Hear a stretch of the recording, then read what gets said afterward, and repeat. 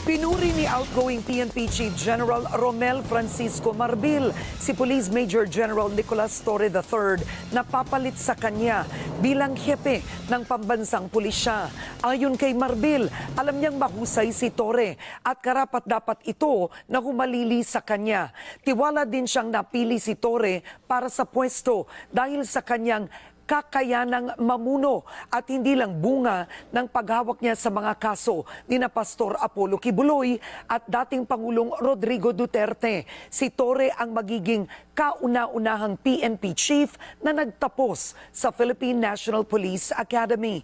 Nakatakdang magretiro sa serbisyo si Marbil sa June 7. Idaraos ang change of command ceremony at retirement honors sa June 2.